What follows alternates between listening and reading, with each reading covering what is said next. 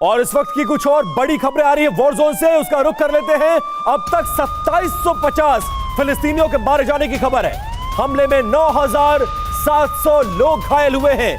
मतलब गाजा पट्टी से जिस हमले की शुरुआत हुई थी उसका जवाब इजराइल ने दिया और आंकड़ा भी अब सामने आ गया। इस हमले में 2750 फिलिस्तीनी मारे गए हैं, जबकि 9700 लोग घायल बताया जा रहा है। और अभी भी यह हमला रुका नहीं है। पहले एयर स्ट्राइक हुई और अब जमीन से हमला करने के लिए टैंकों के साथ लाखों की तादाद में सैनिक गाजा पट्टी के भीतर दाखिल हो चुके हैं।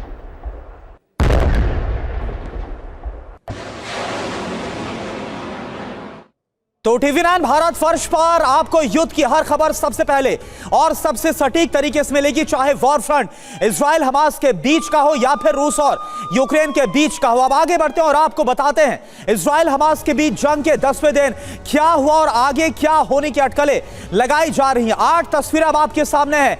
आप जरा देखिए कि किस तरह से ये जो तस्वीरें, आज का ये अपडेट आपको बता रहे। गाजा पर 8 घंटे बमबारी हुई IDF के साथ गाजा में। TV9 लेबनान से बारूदी टकराव और भी तेज हो गया है। फिलिस्तीन के रामल्ला में भी TV9 की टीम पहुंच गई है। अब आगे क्या हो सकता है ये भी आपको बताएं।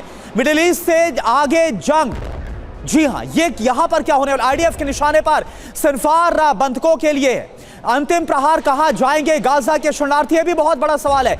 युद्ध का 10वां दिन इस वक्त आपके सामने लाइव है। जो तस्वीरें इस वक्त हम आपको दिखा रहे हैं, तो ये 8 तस्वीरों को देखकर आप समझिए कि किस तरह से मिडिल ईस्ट में जो जंग है वो इजराइल हमास के साथ साथ, अब क्योंकि सीरिया और इसके अलावा अब हिजबुल्लाह भी यहां पर कूद गया लेबनान, तो यह और विस्तार लेती हुई नजर आ रही है। बिल्कुल, और इस बीच एक बड़ी अपडेट सामने आ रही है। इजरायली सेना ने अकाबत जबर कैंप को घेर लिया है। क्षेत्रफल के हिसाब से वेस्ट बैंक पे हमास का यह सबसे बड़ा कैंप है। जॉर्डन घाटी में है अकाबत जबर कैंप। जेरिको के दक्षिण पश्चिम में यह कैंप बताया जा रहा है, जिसे घेरा जा चुका है। इजरायली फोर्सेस यहां पर पहुंच चुकी हैं और हमास के इस सबसे बड़े कैंप को चारों तरफ से घेर लिया गया है। इजरायली सेना ने इस कैंप को देखिए किस तरह से इस वक्त घेरा हुआ है। और वेस्ट बैंक के इस इलाके में हमास का एक बड़ा कैंप इसे माना जाता है, जहां पर हमास के कई लड़ाके मौजूद हो सकते हैं।